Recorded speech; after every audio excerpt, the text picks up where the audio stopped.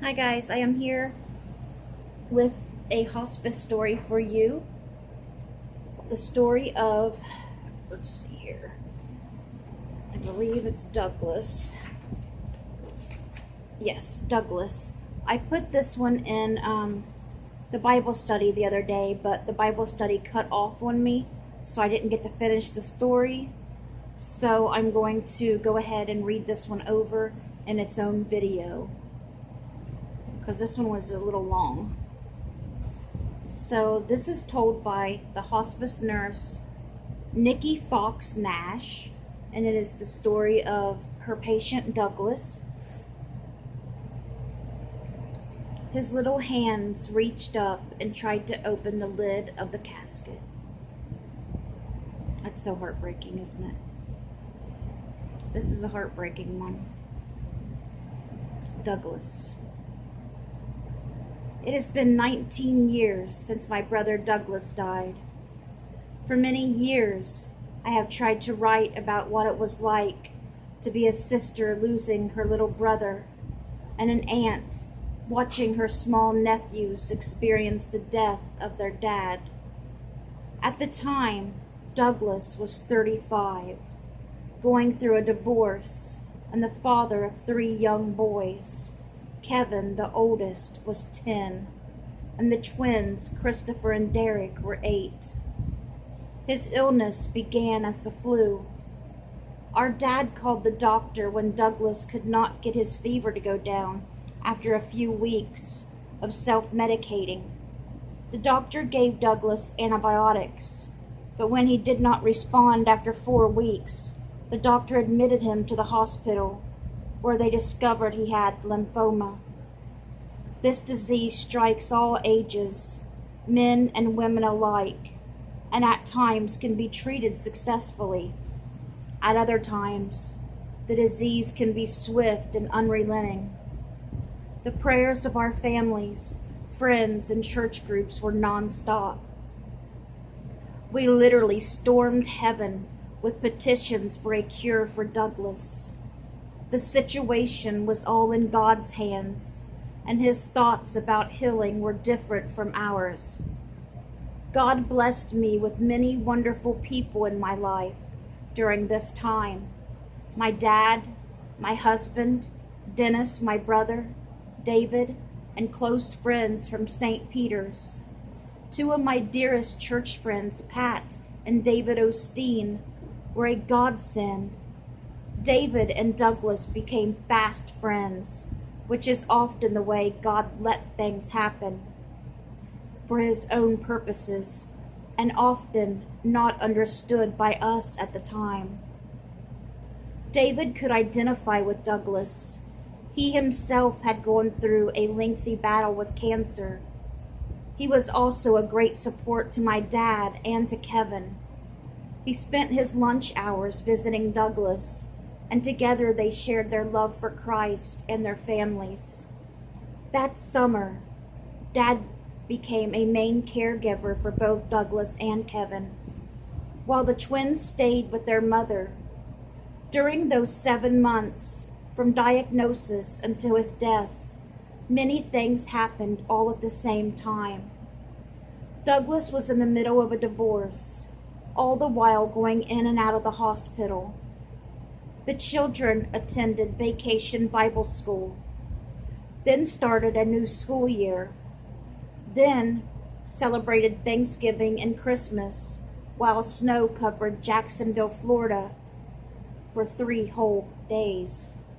Douglas died on January 3rd, followed by his viewing and funeral, and then the time to say a final goodbye. God's grace alone carried us through this period of time that seemed to vanish before our eyes. If I had known that would be the last Thanksgiving we would have with Douglas, I would not have gone away for the holiday, or at least not stayed away so long. I believed there would be other Thanksgivings. The doctor had said that Douglas was in remission and there was no sign of cancer anywhere. My brother was supposed to be getting better. He was even looking and feeling much better. but that was not to be. Douglas became very sick a few days after Thanksgiving and went back into the hospital. He was able to come home for Christmas and spend a little time with his boys, but not for long. A few days before the new year, he called me at work and said, "Nikki, Dad has taken me back to the hospital. I don't want to go. If I go, I know I won't ever leave there again." His words pierced my heart so deeply that I thought it would break. By the time I got to the hospital with Douglas' oldest son, Kevin, my brother was on a respirator and attached to every kind of pump, IV, and tubing I could imagine. We were praying so hard for a miracle. Douglas, after all, was a young man with 3 wonderful sons whom he loved so much.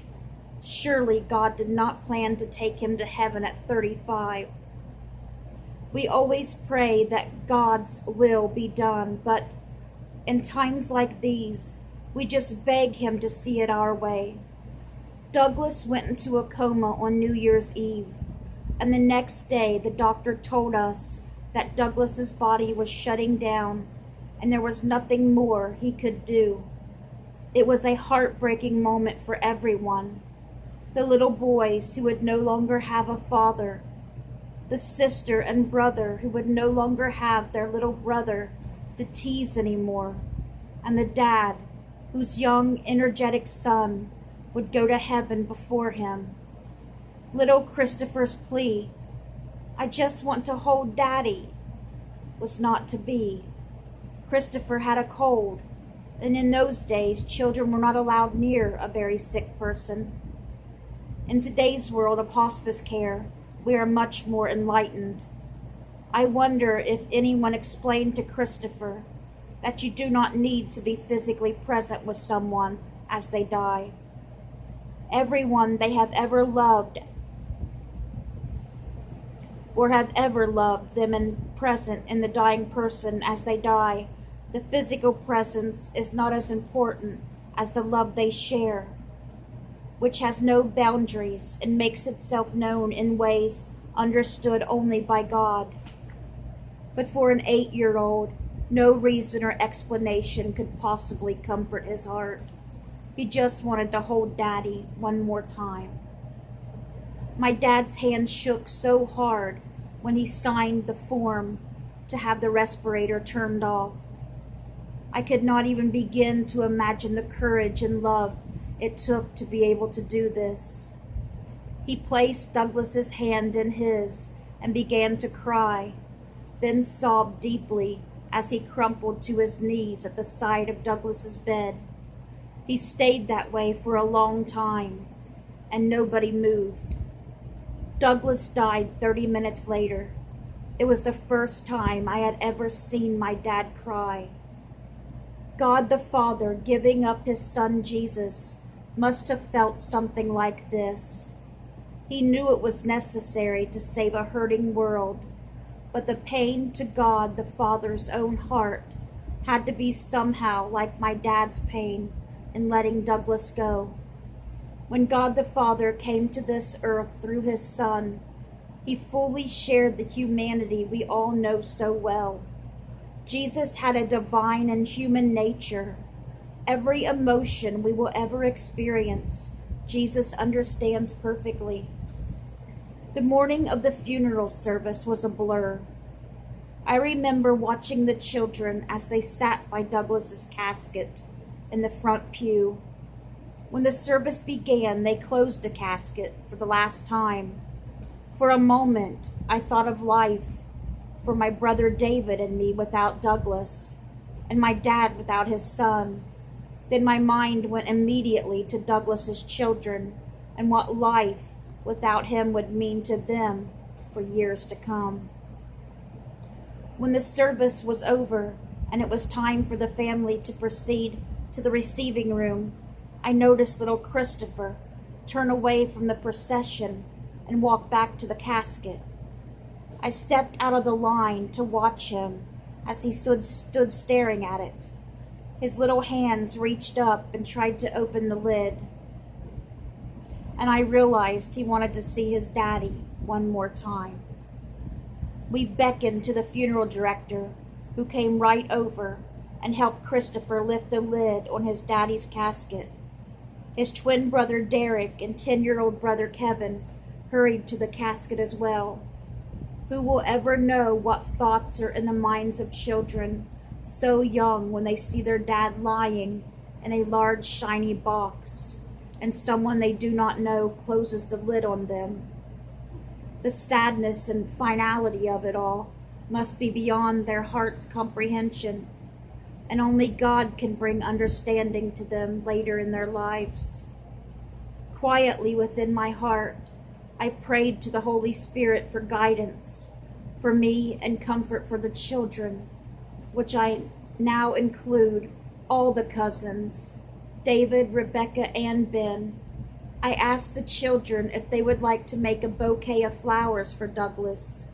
It seemed like the right thing to do, and they were delighted to be asked. I stepped back to watch them carefully pick the flowers from the sprays and arrangements around the church. Then they gently laid them on and around Douglas's body, each child taking his or her turn and carefully placing a flower where they wanted it to be. When each child was satisfied with what they had done, they walked away from the casket and stood by me. It was their very own goodbye. 1 month after the funeral, I had a dream. In my dream, I was standing in an open field, surrounded by beautiful, billowy white clouds. Suddenly, I noticed someone walking toward me and smiling. It was Douglas. "You're dead," I said softly. He smiled at me and said, "Yes, I have a message for you to give to my sons. Tell them I am with Jesus now, and that I love them very much." For just a moment, the veil was lifted between heaven and earth, and God the Father allowed this gift to be given to Kevin, Derek, and Christopher. He understood a father's love all too well and sent this once-in-a-lifetime gift so they could remember it forever. I hope you guys enjoyed Douglas's hospice story, and I hope you guys have a good night.